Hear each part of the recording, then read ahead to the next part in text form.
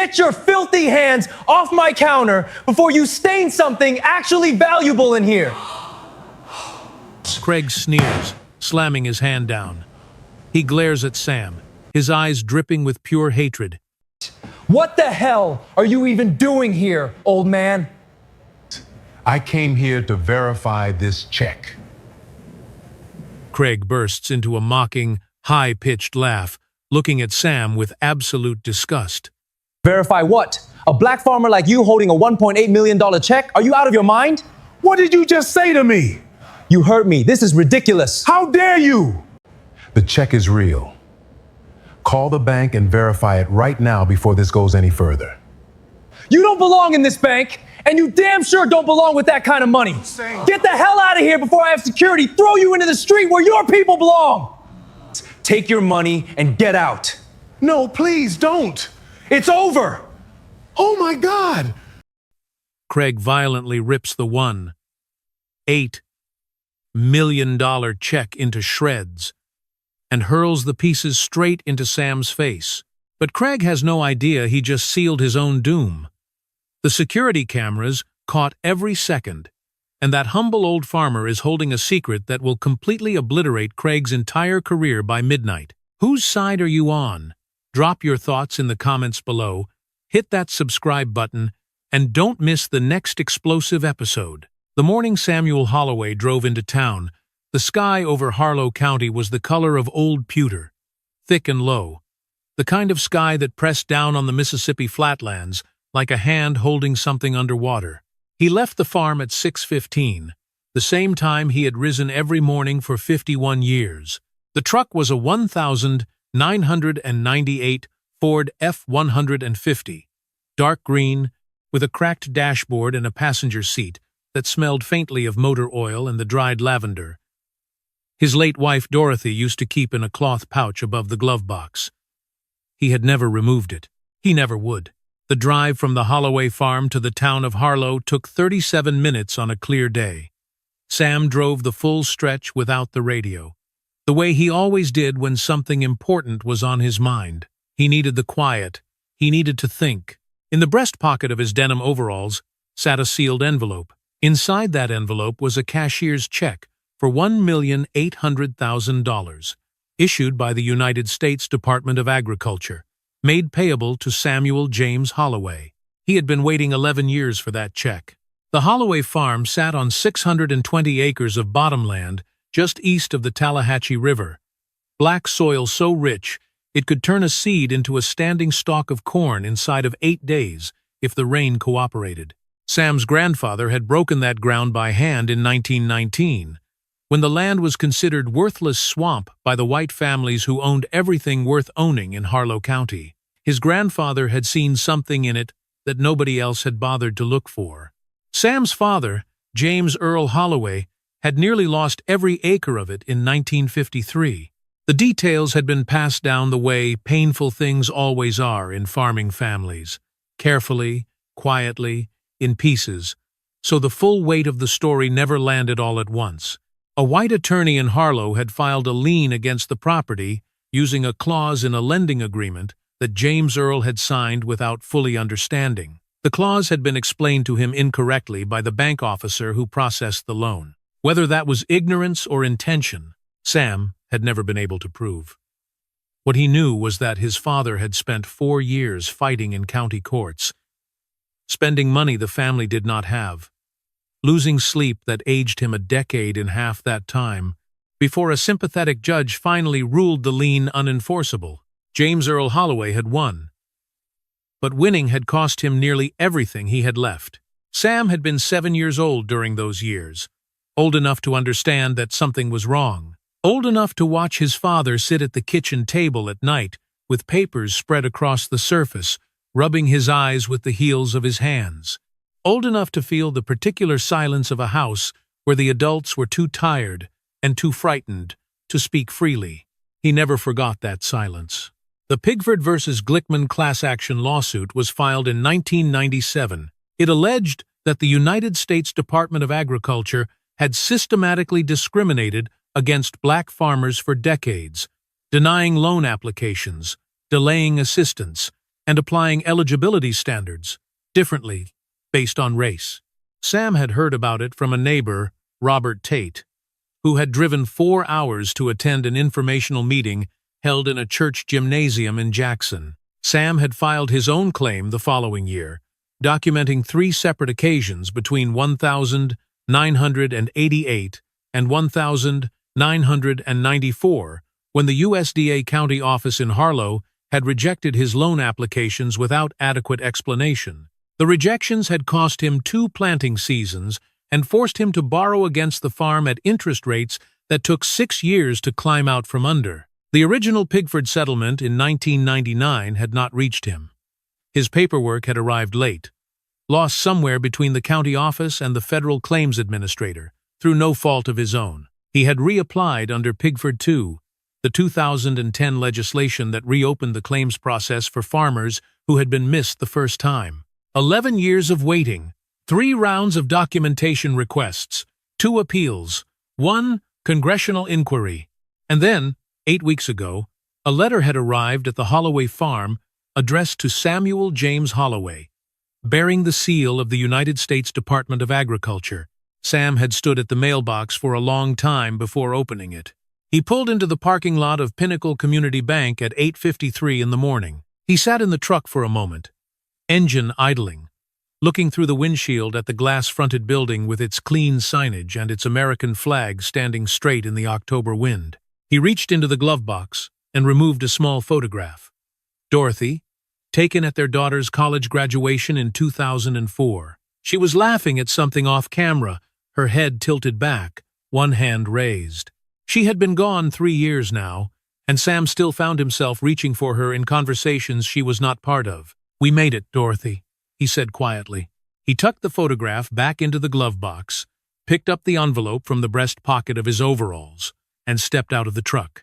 The lobby of Pinnacle Community Bank was cool and bright, the kind of artificial environment that felt designed to make a person feel slightly underdressed no matter what they were wearing. Marble floors, chrome fixtures, a flat-screen monitor on the wall, cycling through mortgage rates and investment products. The faint smell of synthetic lavender from an air freshener mounted near the entrance. Sam removed his hat as he stepped inside, holding it at his side. He joined the short line at the main teller counter, his worn boots quiet against the polished floor. He did not notice the man sitting in the far corner of the waiting area, half hidden behind an open newspaper. The man was dressed in a plain gray suit, unremarkable in every visible way. A cup of coffee sat on the small table beside him, untouched and growing cold. But if Sam had looked more carefully, he might have noticed the small spiral notebook resting in the man's left hand, and the way the man's eyes moved steadily, methodically, over the top of his newspaper, watching the counter, watching the staff, watching the lobby with the quiet, unhurried attention of someone who had been trained to notice everything. His name was Marcus Webb, and he had been sitting in that lobby for 2 hours. He had not come to make a deposit. The teller who called Sam forward was a young woman in her late 20s, her dark hair pulled back in a neat bun, her navy blazer slightly too large for her narrow shoulders. Her name tag read Amy Chen, and she had the careful, composed expression of someone who had learned early in life that staying calm was a form of self-protection. "Good morning, sir," Amy said, her voice pleasant and professional. "How can I help you today?" Sam placed the envelope on the counter and slid it through the gap beneath the glass partition. "Morning. I would like to deposit this into my account, please." "Holloway. Samuel Holloway." Amy opened the envelope carefully and removed the check. Her eyes moved across the paper once, then again. Her expression did not change, but her posture shifted almost imperceptibly, a slight stiffening of the spine, a brief pause before she looked up. "One moment, Mr. Holloway," she said. "I will need to get my manager involved for a transaction of this size. That is standard procedure." "Take your time," Sam said. He waited with his hat in his hands, his eyes moving slowly around the lobby. A young mother with a stroller sat near the window, scrolling her phone. 2 older men in business suits conferred quietly over documents at a side table. The man in the gray suit in the far corner had not moved. His newspaper had not turned a page in the past 10 minutes. Amy returned quickly, her footsteps too fast for someone delivering good news. Behind her came Craig Whitfield. Craig was the kind of man who wore his authority the way some men wore expensive cologne, applied too heavily, detectable from across the room, meant to announce his presence before he arrived. He was 42 years old, broad-shouldered, with close-cropped hair going gray at the temples and a dark suit that fit him well enough to suggest it had been purchased specifically to impress people in rooms like this one. He walked to the counter with the check held between two fingers, the way a person might carry something they had found on the floor of a public restroom. His eyes reached Sam before the rest of him did. They moved from Sam's worn denim overalls to his mud-edged boots to the faded work cap he held at his side. And in the space of 2 seconds, Craig Whitfield had already made every decision he was going to make that morning. "Sir." Craig's voice was flat and controlled, the kind of controlled that takes practice. "I am Craig Whitfield, branch manager. My teller tells me you are looking to deposit this check." "That is right," Sam said. Craig held the check up, studying it with the exaggerated skepticism of a man who had already decided what he was looking at. $1.8 million. He said the number slowly, as though tasting something unpleasant. "Issued by the USDA. His eyes dropped back to Sam's face. "Where exactly did you get this?" "It is a settlement payment," Sam said evenly. "Pigford II. Federal class action against the USDA for discrimination against black farmers. I filed a claim in 2002. The payment was issued 8 weeks ago." Craig stared at him for a moment. Then he laughed. It was not the laugh of a man who found something genuinely funny. It was the laugh of a man who wanted an audience. "Pigford." He repeated the word loudly enough for the nearest customers to hear. "Never heard of it." He tilted his head slightly. "Sounds like something somebody made up." The young mother by the window looked up from her phone. "It is federal law," Sam said, his voice still quiet. "The Civil Rights Act of 1994. You can look it up. I do not need to look anything up." Craig set the check down on the counter with a flat slap. "What I need is for you to explain to me how a man who looks like he just walked off a field ends up carrying a government check for almost $2 million. The lobby had grown quieter. Not silent, but the particular human noise of a room full of people pretending not to listen had settled over everything. Sam placed one weathered hand flat on the counter.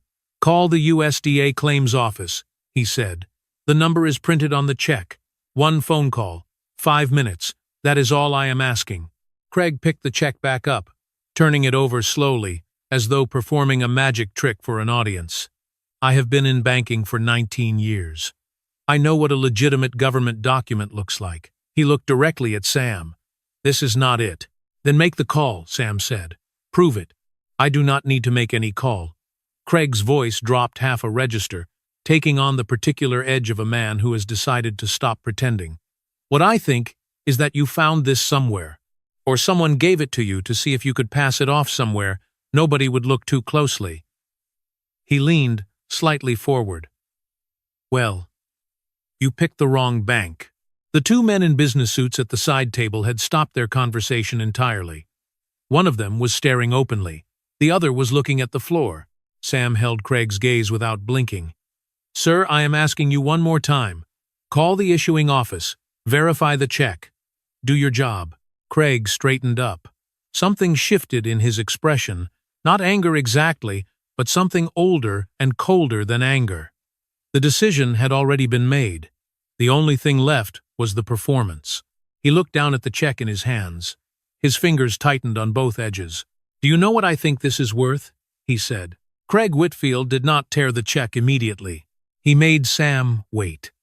That was the first cruelty, the deliberate, drawn-out pause of a man who understood that anticipation was its own form of humiliation. He held the check at arm's length, tilting it toward the overhead lights, as though performing an inspection. His mouth pressed into a thin line of theatrical concentration. "The paperweight is wrong," Craig announced to no one in particular. "Genuine USDA disbursement documents use a specific bond stock. This feels cheap, He rubbed the corner of the check between his thumb and forefinger. The color saturation on the seal is off. You can tell when a document has been printed on a home machine if you know what to look for. Every word was a fabrication, delivered with the calm confidence of a man who had never once been challenged on a lie.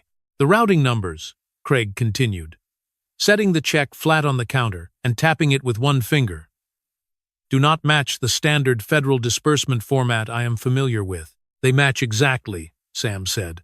I checked them 3 times before I came in. Craig looked up at him with an expression of patient condescension, the look of a teacher explaining something simple to a student who keeps getting it wrong. Sir, with respect, you are a farmer. You are not a banking professional. No, Sam agreed. I am not. That is why I am asking you to make a phone call to the people who are. Craig straightened up and clasped his hands behind his back. I do not think a phone call is necessary. What I think is necessary is for you to tell me honestly where this document came from, before this situation becomes something neither of us wants it to be. The young mother by the window had gathered her baby from the stroller and was holding him against her shoulder, watching with wide, still eyes. The 2 men in business suits had not resumed their conversation. A retired-looking couple near the brochure rack stood motionless, the wife's hand resting on her husband's arm. Sam's jaw tightened. Just slightly, just enough for someone paying close attention to notice. I have been waiting 11 years for that check, he said. His voice was steady, but it carried something in it now. Not anger, not grief, but a weight that had accumulated over a very long time. 11 years of paperwork and appeals and phone calls and waiting rooms and being told to be patient. 11 years, Mr. Whitfield. That check represents 3 loan applications. The USDA denied me without explanation between 1,988 and 1,994. It represents 2 planting seasons I lost because I could not get funding that white farmers in this county were approved for in the same week they applied. He paused. So when I ask you to pick up the phone and make one 5-minute call, I am being patient. I am being very, very patient. The lobby was silent enough that the hum of the fluorescent lights was audible. Craig let the silence sit for a moment. Then he turned slightly and raised his voice toward the back of the bank. Earl, come up front, please. Earl Douglas was 68 years old, built like a man who had once been significantly larger and had compressed rather than softened with age. He wore the navy uniform of Pinnacle Community Bank's contracted security firm, the shirt straining slightly at the shoulders, a radio clipped to his belt. He moved with the unhurried deliberateness of a man whose knees had opinions about staircases, but whose bearing still carried something military in it, a straightness of spine that decades of civilian life had not entirely erased. He positioned himself near the end of the teller counter, hands clasped in front of him, eyes forward. Stand by, Craig said to him, without further explanation. Earl nodded once. His gaze moved to the man at the counter, the elderly black farmer in the denim overalls, standing very still with his hat held at his side. Something shifted in Earl's expression, a slight narrowing of the eyes, the look of a man trying to place a face he recognized from somewhere far away and long ago. Craig turned back to Sam, and his voice dropped to something quieter and considerably uglier. Here is what is going to happen. You are going to tell me where you really got this document, or you are going to leave this bank voluntarily, or Earl here is going to help you leave. Those are your options. Those are not options, Sam said. Those are threats, against a customer who came in with a valid government-issued check and asked for nothing except standard verification. Get me your ID, Craig snapped. Sam reached into his breast pocket and placed his Mississippi driver's license on the counter.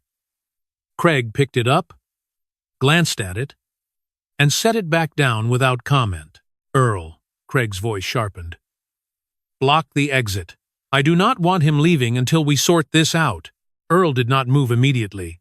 His eyes were still on Sam's face, still working at something, a memory, a name, a face from a long time ago. Earl, Craig repeated. Earl moved toward the door, slowly. Sam watched him go. Then he turned back to Craig and looked at him for a long moment, the way a man looks at something he has seen before in a different form. "You are making a mistake," Sam said quietly. "The only mistake," Craig said, "was you walking in here." In the far corner of the lobby, Marcus Webb turned a page of his newspaper. His eyes had not left the counter for the past 4 minutes. His left hand moved to the small spiral notebook in his lap, and his pen began to move. He wrote the time. He wrote Craig's name, copied from the manager's placard on the counter. He wrote 3 words beneath it, pressing slightly harder than necessary. Pattern confirmed. Proceeding. Craig disappeared into his office for 4 minutes. Sam stood at the counter and waited. He did not pace.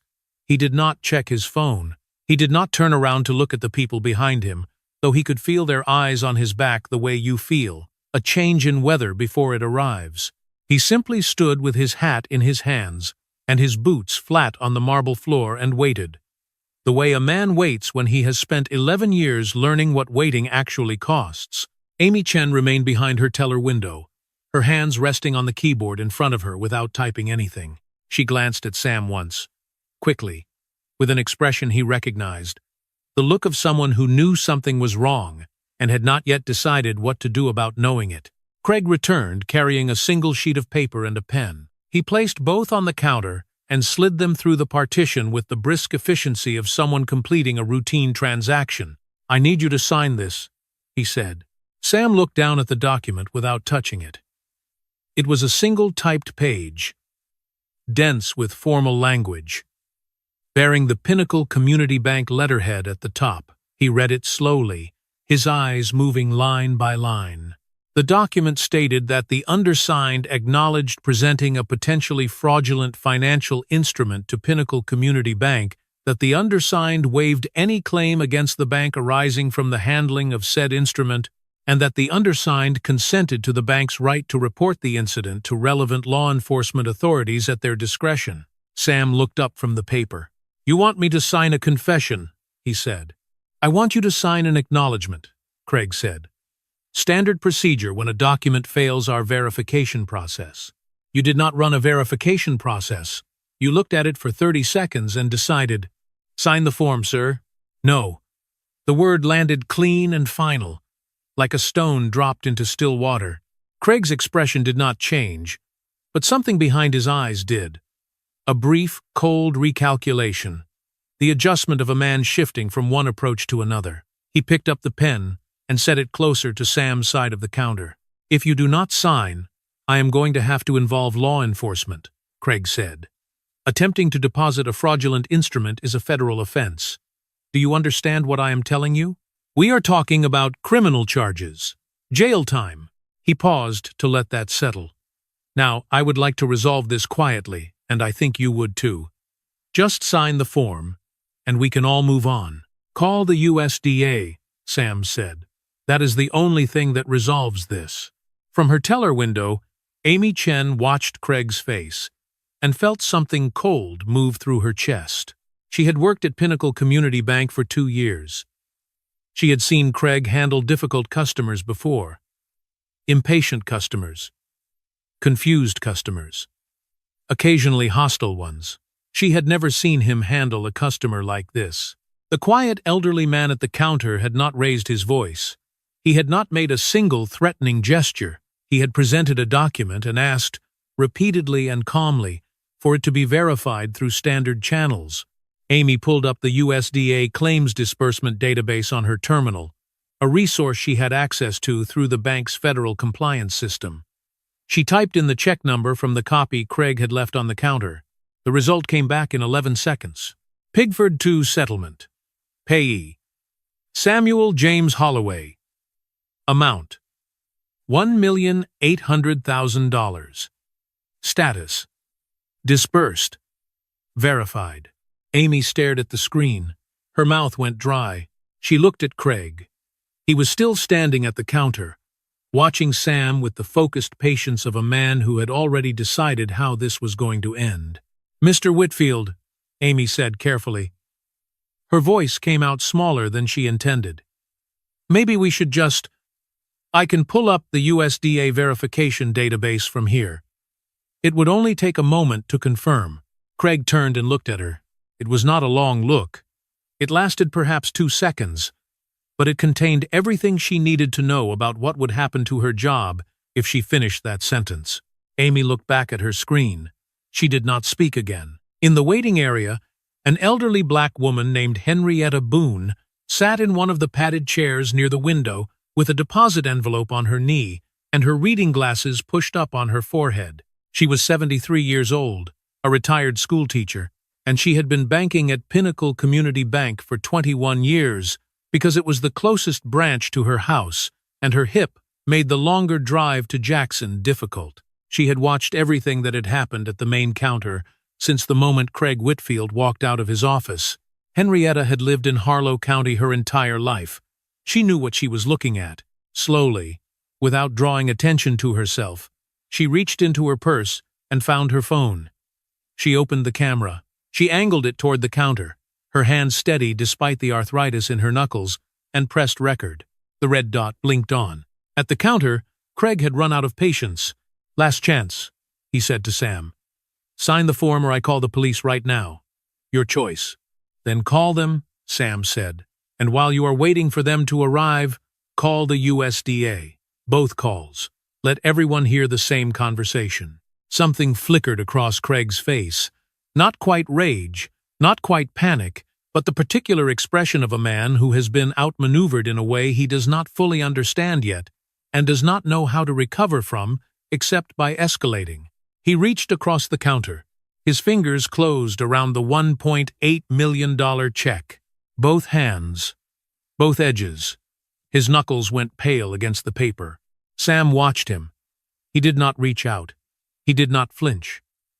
He held Craig's gaze with the steady, sorrowful calm of a man who had already seen this moment, coming from 11 years away. "Don't," Sam said quietly. One word. Craig's hands tightened.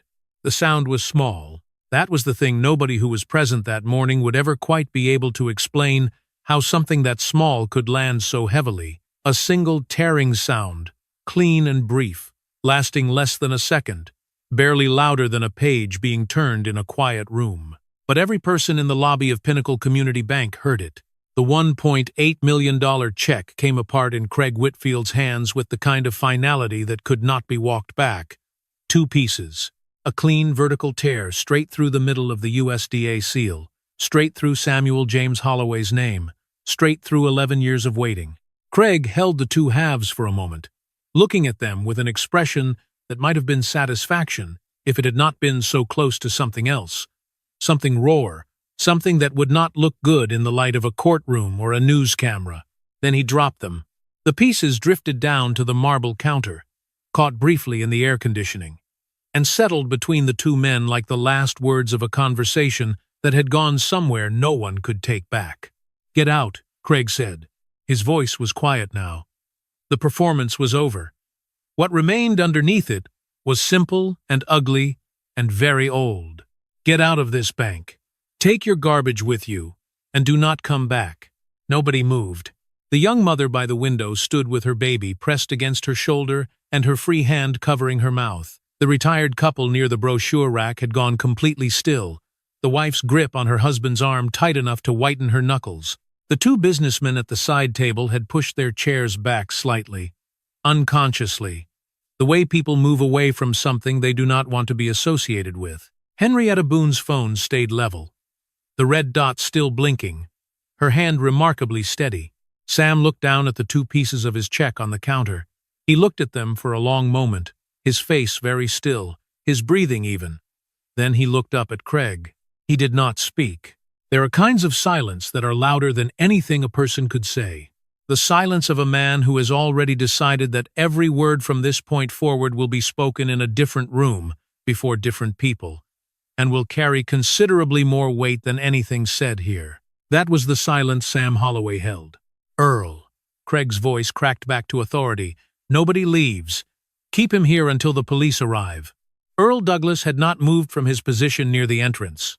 He stood with his hands clasped in front of him, his eyes fixed on the 2 torn pieces of paper on the counter, and something was happening in his face that Craig, who was not paying attention to anything except his own performance, did not notice. Earl had seen a $1.8 million government check torn in half and dropped on a counter like trash.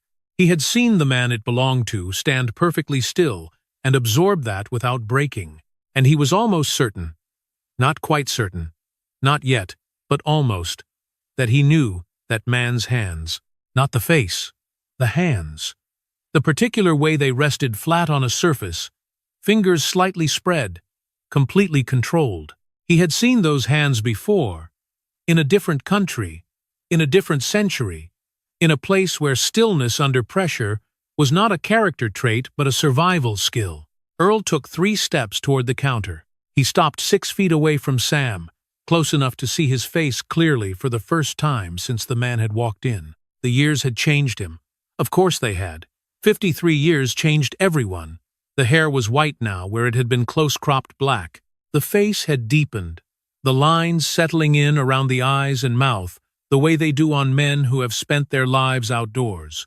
The shoulders had narrowed slightly with age, but the posture was the same, the stillness was the same, and the scar, a thin, pale crescent along the left jawline, the kind that comes from shrapnel and never fully disappears, was exactly the same. Earl's voice came out rough, scraped over something it could not quite get past.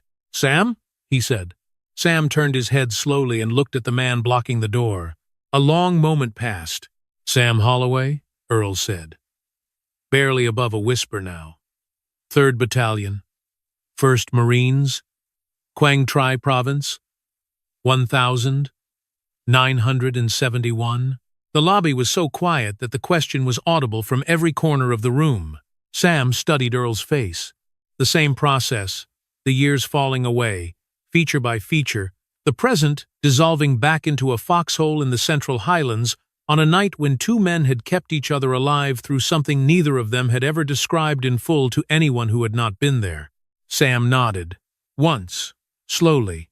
"Earl Douglas," he said.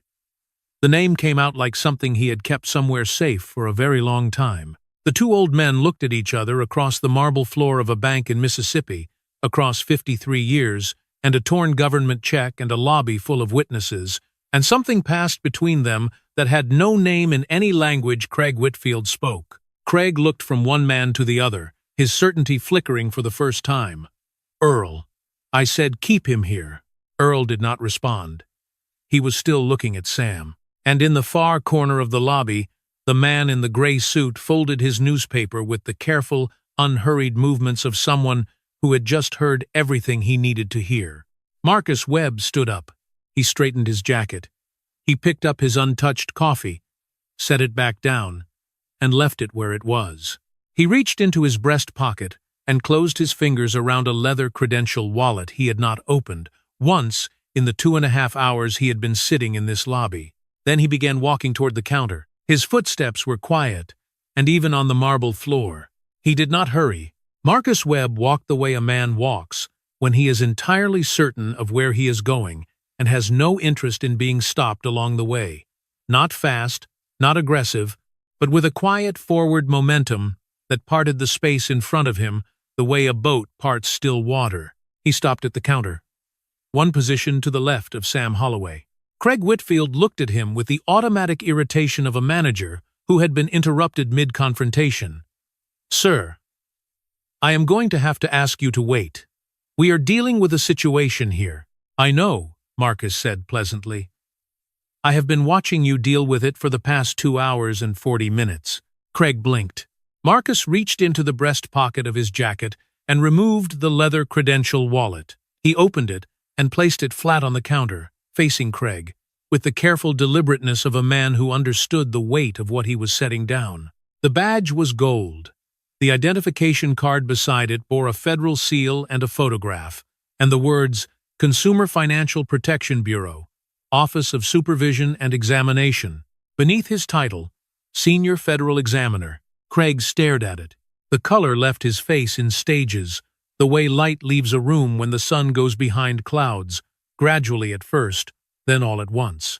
"My name is Marcus Webb," Marcus said, his voice carrying the same pleasant, unhurried tone it might if he were introducing himself at a neighborhood gathering. I have been conducting a field examination of this branch for the past 11 weeks, following 14 formal complaints filed with our office by current and former customers of Pinnacle Community Bank's Harlow County location. He paused. Today's visit was unannounced. That is standard protocol for situations where we have reason to believe that advance notice might affect staff behavior. He glanced briefly at the 2 torn pieces of the check on the counter. I do not think advance notice would have changed much here. Craig's mouth opened. The words that came out were thin and slightly breathless. This is a private customer dispute. Standard fraud prevention. I was following procedure. Mr. Whitfield. Marcus's voice did not rise. It did not need to. I watched you refuse to make a 5-minute verification call. I watched you present fabricated technical objections to a legitimate federal document. I watched you attempt to coerce a customer into signing a liability waiver under false pretenses. I watched you instruct your security officer to detain a man who had committed no offense. He turned his notebook so Craig could see the pages, dense with timestamps, direct quotes, and behavioral observations recorded in small, precise handwriting. I have all of it. In writing, on camera. Our field examiners wear body cameras. Mr. Whitfield. Disclosed to branch management in the examination notification letter sent 11 weeks ago, which I can confirm was received and signed for by this office. The lobby had gone so quiet that Henrietta Boone, still recording from her chair by the window, could hear her own heartbeat. The glass doors opened. She came in the way her grandfather stood, with a stillness at the center that the situation around her could not disturb. Kezia Holloway was 34 years old, small-framed, dressed in a charcoal suit, with her natural hair pulled back from a face that looked remarkably like the photographs Sam kept on his kitchen windowsill of her grandmother Dorothy at the same age. She carried a leather briefcase and a banker's box, and she moved through the lobby with the focused economy of motion that came from 8 years of civil rights litigation in federal court. Sam had sent her 3 words by text message. At the moment, Craig called for security to block the door. Come now. Please. Kezia had been 40 minutes away. She had made it in 26. She set the banker's box on the counter beside Marcus Webb, opened it, and began placing document folders in a neat row along the surface without a word of greeting to Craig Whitfield. Kezia Holloway, she said to Marcus, extending her hand. I represent Samuel Holloway. We spoke on the phone last month regarding the Harlow County pattern. Miss Holloway.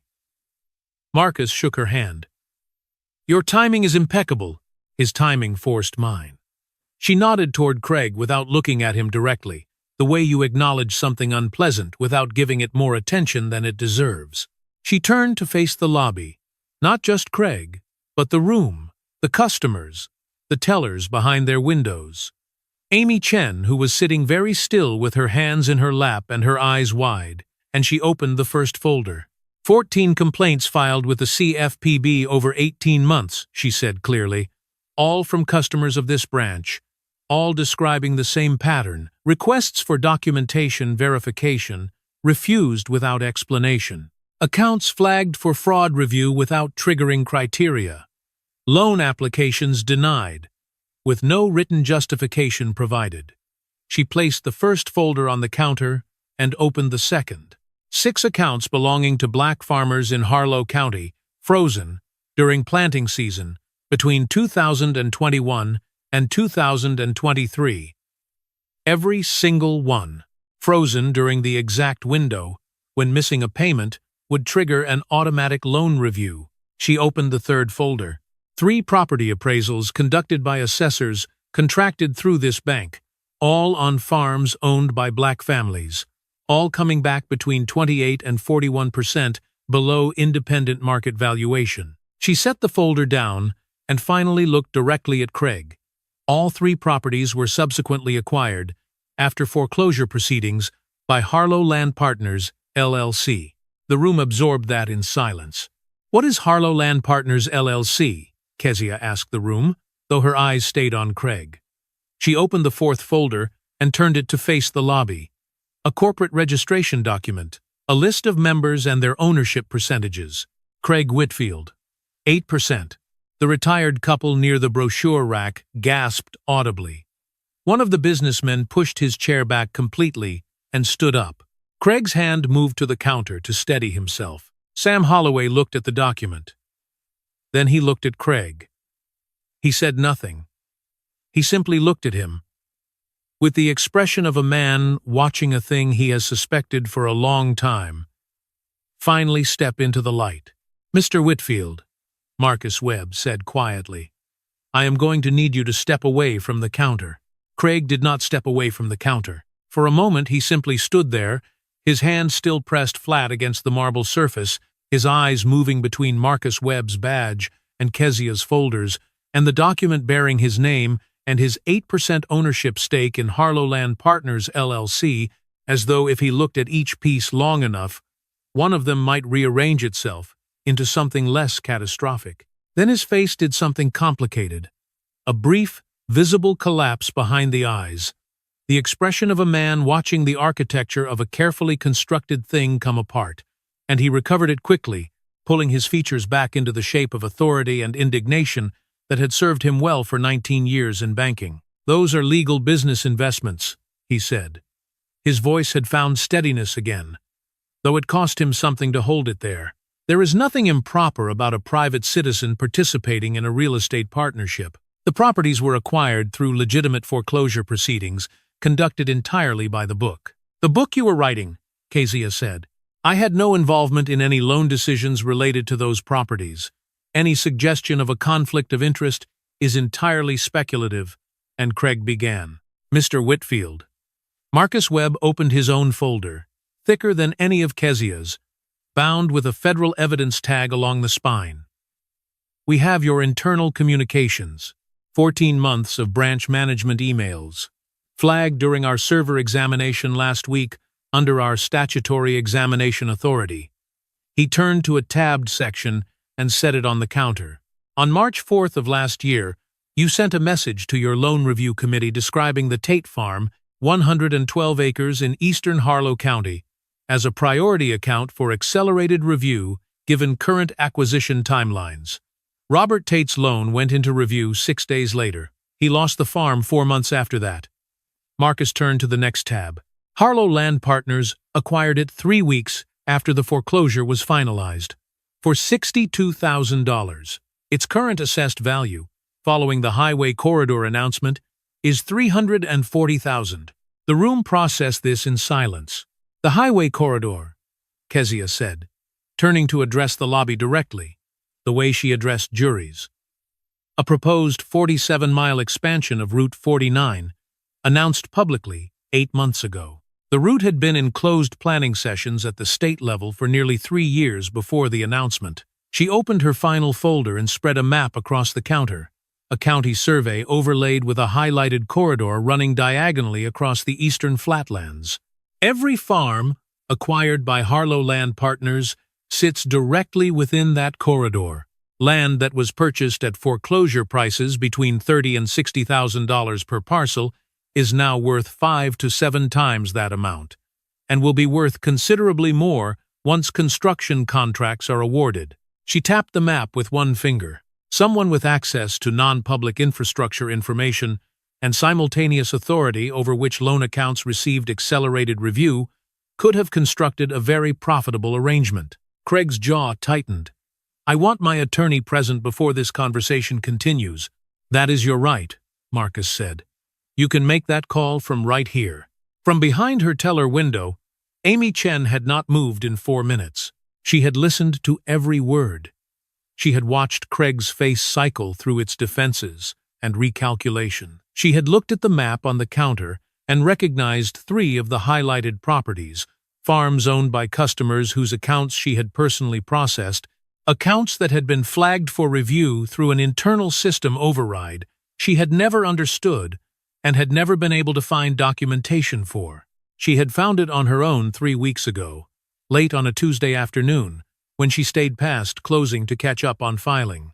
A buried sub-menu in the account management system, accessible only through a sequence of inputs she had stumbled across accidentally, showing a secondary review flag applied to 17 accounts all of them belonging to black farmers in the eastern county, tagged with a notation she did not recognize. HLP priority. She had stared at it for a long time. She had thought about mentioning it to Craig. She had gone home and not slept well and come back the next morning and decided she was probably misunderstanding something and left it alone. She had been afraid of losing her job and certain that nobody would listen to her. She was not certain of that anymore. Amy stood up from her station, unclipped her teller badge, and walked around the end of the counter into the lobby. Her hands were trembling slightly, but her steps were even. She stopped beside Kezia Holloway and spoke quietly, her voice just above a whisper. "There is more," Amy said. "In the account management system. A hidden flag on 17 accounts. I found it last month, and I was afraid to report it." She swallowed. "I can show you exactly where it is. I wrote down the access sequence so I would not forget it." She reached into the pocket of her blazer and produced a folded piece of notebook paper. Kezia looked at her for a moment, really looked at her, the way a person looks at someone who has just done something that cost them something real. "What is your name?" Kezia asked. "Ami Chen." "Thank you, Amy." Craig moved. Not toward the counter, not toward Marcus or Kezia, or the folders spread across the marble surface, but sideways, a deliberate, controlled shift along the back wall toward the hallway that led to the employee exit at the rear of the building. He was not running. That would have looked like running. He was simply relocating, repositioning, exercising the entirely reasonable right of a branch manager to move through his own facility. He made it 4 steps. Earl Douglas was not a fast man. His knees had made their position on speed clear years ago. But he did not need to be fast. He had simply been watching Craig's feet since the moment Marcus Webb opened his credential wallet, and he had moved to the hallway entrance before Craig had fully committed to the direction. Earl stood in the doorway with his hands clasped in front of him and said nothing. He did not reach for his radio. He did not issue a command or a warning or a threat. He just stood there, a 68-year-old man in a Navy security uniform, blocking a doorway with the same absolute stillness he had once held in a foxhole outside Quang Tri Province, while the world came apart around him, and a young man named Sam Holloway held the line beside him. Craig stopped. In the chair by the window, Henrietta Boone had switched from camera to live stream 40 minutes ago without saying a word about it to anyone. The view counter in the corner of her screen read 42,316. The number was climbing. The 2 federal agents arrived at 11:47 in the morning. They came through the front doors in plain clothes, a man and a woman, both in their 30s, both carrying the particular unhurried alertness of people who had walked into difficult rooms many times before and knew how to read them quickly. They showed their credentials to no one in the lobby, because Marcus Webb had already briefed them by phone from the counter, and because the situation had made itself sufficiently clear without introduction. The woman went directly to the employee computer terminals and began the process of securing the branch's digital records. The man positioned himself near the hallway entrance beside Earl Douglas, whose expression shifted almost imperceptibly at the arrival of federal backup. Not relief exactly, but the particular settling of a man who has been holding a position alone and has just been joined. Craig watched them come in and said nothing. He had run the calculations, and there were no numbers left that worked in his favor. Marcus Webb closed his notebook and looked at Craig with an expression that contained no satisfaction, no cruelty, and no particular warmth. The expression of a professional who had done his job and reached his conclusion. "Craig Allen Whitfield," Marcus said, "this branch is being placed under immediate federal supervision, pending the outcome of our examination.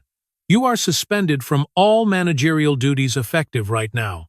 You will surrender your access credentials to Agent Torres before leaving this building. You will not access any bank systems, remove any documents, or contact any current employees regarding the subject matter of this examination. Do you understand?" Craig looked at him for a long moment. Then he reached into his jacket pocket and removed his key card and his master access fob and set them on the counter without a word. The sound they made against the marble was very small. The call to Pinnacle Community Bank's regional CEO came from 3 directions simultaneously. From Marcus Webb's field examination notification, from the bank's own legal department after a junior attorney spotted Henrietta's live stream at 47,000 viewers, and from a reporter at the Jackson Clarion-Ledger who had been watching the feed for the past 20 minutes and was already typing. Richard Calloway, CEO, was in a board meeting in Jackson when all 3 calls arrived within 4 minutes of each other. He looked at his phone screen, then at the live stream link his communications director had forwarded, then at the federal examination notification that had just come through on his email, and he ended the board meeting without explanation and walked out of the building to his car. He arrived at the Harlow branch at 12:31. He was 60 years old, gray-haired, and had been in banking long enough to understand exactly what he was walking into before he pushed through the glass doors. He had seen the footage. He had seen his branch manager's name on a real estate partnership document. He had seen the federal agents and the attorney and the farmer still standing at the counter in his denim overalls and his worn boots, calm as weather. Richard Calloway crossed the lobby and stopped in front of Sam Holloway. He did not extend his hand. He understood that a handshake would be premature and possibly insulting. "Mr. Holloway," he said, "I am deeply and genuinely sorry for what happened in this bank today." Sam looked at him.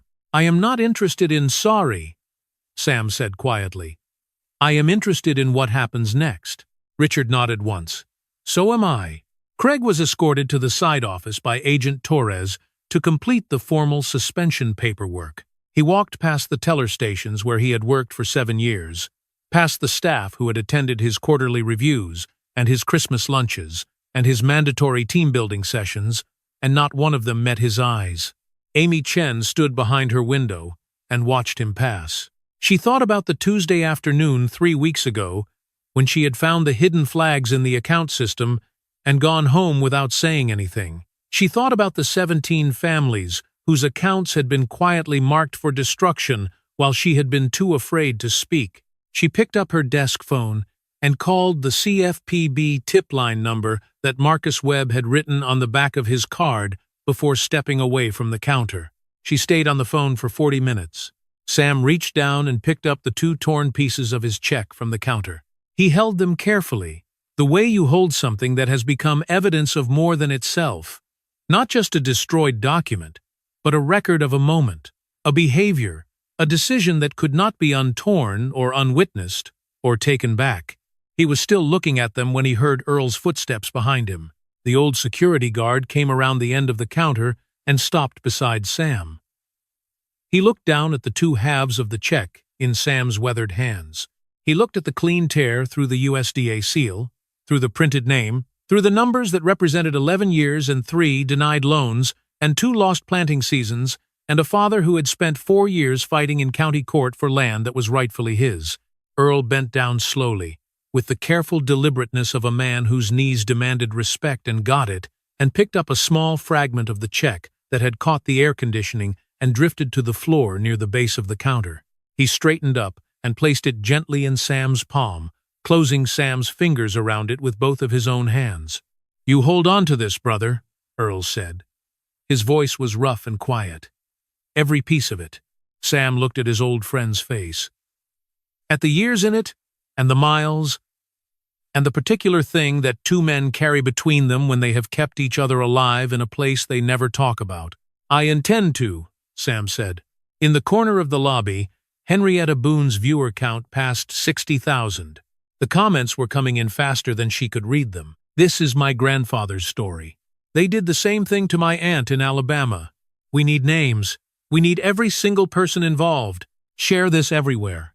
And then, cutting through all of them, a single comment that Henrietta read twice before she understood what it meant, posted by an account belonging to a land rights organization out of Atlanta that had been fighting predatory banking practices in rural Mississippi for 12 years.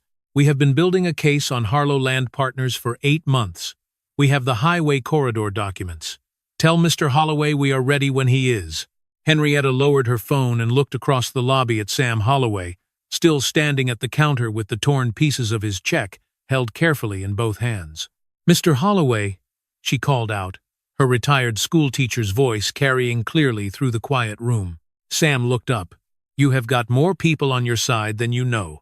3 weeks passed. The fields did not wait for justice to finish its paperwork.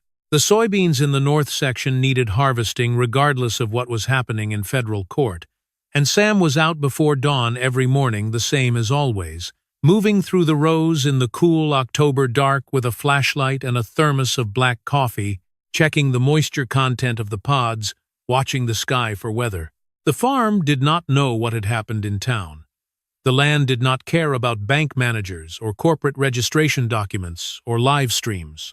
The soil only knew what it had always known, that it had been here before Samuel Holloway and would be here after him, and that the best a man could do was tend it honestly while he had the chance.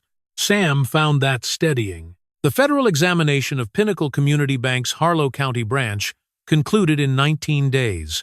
The findings, released in a 43-page report, documented a systematic pattern of racially discriminatory lending practices spanning 6 years, coordinated account manipulation affecting 22 customers, and a deliberate scheme to trigger foreclosure proceedings against black landowners whose properties sat within the proposed Route 49 expansion corridor. Craig Whitfield was indicted on 7 federal counts, including bank fraud, fair lending violations under the Equal Credit Opportunity Act, and conspiracy to commit wire fraud. His attorney entered a not guilty plea. The trial date was set for the following spring. Harlow Land Partners LLC was dissolved by court order. Its assets, 4 farms totaling 308 acres of eastern Harlow County land, were placed in a federal receivership pending restitution proceedings. The 4 families who had lost those farms were notified by certified mail on a Tuesday morning. Robert Tate, who had been renting a 2-bedroom apartment in town since the foreclosure, sat at his kitchen table and read the letter 3 times before his hands stopped shaking enough to call his daughter. Pinnacle Community Bank's regional CEO Richard Callaway appeared before the CFPB's Enforcement Division on the 14th day and signed a consent order committing the bank to a restitution fund of $4.2 million, independent oversight of all loan decisions in Harlow County for a period of 5 years, and mandatory fair lending training for every employee in the regional division. He also signed the founding documents for a separately administered fund, negotiated by Kezia Holloway over 8 hours of conversations that her grandfather was not present for, because he had told her he trusted her judgment and had hay to bring in before the rain. The fund was called the Holloway Family Farm Legacy Fund. Its mandate was straightforward: to provide free legal representation to black farmers in Mississippi facing discriminatory lending practices, predatory foreclosure proceedings, or property rights violations. It was capitalized at $1 million from bank restitution with a separate contribution of $200,000 from the Atlanta Land Rights Organization that had posted in Henrietta's comment section, "On the morning, everything changed." Amy Chen submitted a 12-page testimony to federal investigators that proved essential to establishing the timeline of the account manipulation scheme. She was placed on paid administrative leave during the investigation, then offered a position with the CFPB's Regional Examination Office, a job that paid less than her teller salary and required a longer commute, and that she accepted without hesitation. On the 22nd day, Sam drove back to Pinnacle Community Bank. He wore the same denim overalls, the same worn boots, the same faded work cap he had carried in his hand the morning Craig Whitfield decided to rip his life's work in half over a counter. A different teller processed his deposit.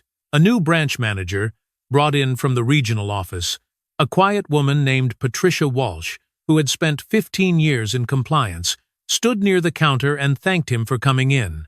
The replacement cashier's check was for $2,200,000. The additional $400,000 represented the bank's settlement for emotional distress, reputational damage, and the documented financial impact of the account freeze that had delayed his deposit by 22 days. Sam folded the receipt and put it in his breast pocket. On his way out, he stopped beside a small brass plaque that had been mounted on the wall near the entrance 2 days earlier. At Kezia's insistence and Richard Callaway's agreement, the Holloway Family Farm Legacy Fund, Protecting what families build, honoring what they endure. Sam placed his hand over the plaque for a moment. Just briefly. Then, he put his hat on and walked out into the afternoon. He drove home the long way, through the eastern flatlands, past the Tate farm where Robert's cattle had grazed before the foreclosure, past the Washington place, past the fields that Harlow Land Partners had briefly held and would now return to the families who had worked them. He pulled into his own driveway as the sun was dropping behind the tree line, painting the soybean rows in the long gold light of late October. He sat in the truck for a moment with the engine off, looking out at the 620 acres that his grandfather had broken by hand, that his father had nearly lost, that he had spent his life tending and protecting and passing forward. Then he went inside. He set his hat on the hook by the door, the way he always did. He poured a glass of water and stood at the kitchen window looking out at the fields going dark at their edges. He reached into his shirt pocket and removed the two torn halves of the original check. Still carrying them, had carried them every day for 22 days, and placed them gently on the windowsill beside Dorothy's photograph, the evidence of what had been done, and survived. He looked at Dorothy's face in the photograph, her head tilted back, laughing at something he could no longer remember. One hand raised. "We are still here," he said quietly. He looked out at the fields. His grandfather's fields. His father's fields. His. "Pop," he said, even more quietly. They tried to take it again. He was silent for a long moment, but not this time. Outside, the last of the light left the soybeans, and the farm settled into the particular piece of land that knows it is not going anywhere. Samuel Holloway never raised his voice. He never begged, never broke, never gave them the satisfaction of his anger. He simply stood still and let the truth do what patience had spent 11 years preparing it to do. Dignity is not something a person can tear in half. And the land a family has bled for, generation after generation, is never truly lost as long as one of them is still standing. If this story moved you, drop a comment and let us know where in the world you are watching from. Subscribe so you do not miss tomorrow's story, and share this one for every family that is still waiting for their moment. Because it comes. It always comes.